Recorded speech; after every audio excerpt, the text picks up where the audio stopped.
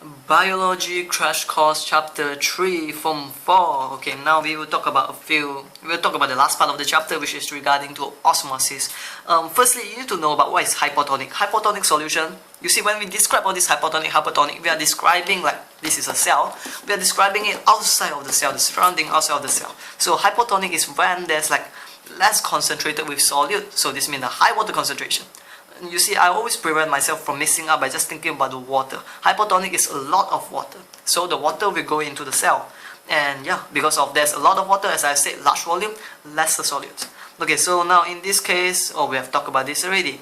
For animal, if there's too much water, it will just burst its hemolysis, red blood cell hemolysis. And then the plant, it gets turgid because they got plant wall to protect themselves from bursting.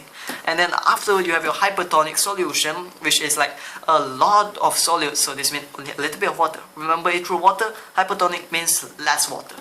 So less water, the water from the cell will actually leave because like outside is like lower concentration of water. So water, higher concentration here, it leaves. So for animal, it crenates string, and plant, it undergoes plasmolysis. If you add water again, it becomes deplasmolysed. So isotonic solution is when it has the same concentration. It's going to be like the water is moving in and out. There are still motion of water inside here, but it's like moving in and out at the same rate. So yeah, there's no change in the concentration in both of the medium. Okay.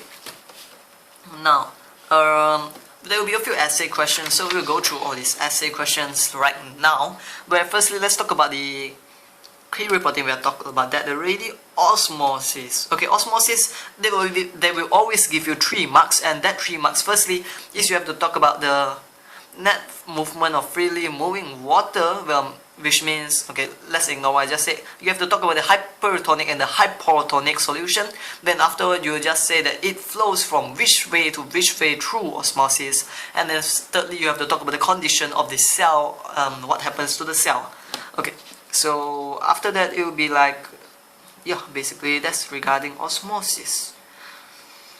Okay, cell crenation, where you have to talk about the cell actually shrinks. So for the plant, you have to talk about what happened. Is going to be like the plant cell has undergo plasmolysis. The plasma membrane become detached, and the salt water fill in the space between the plant membrane and the cell wall.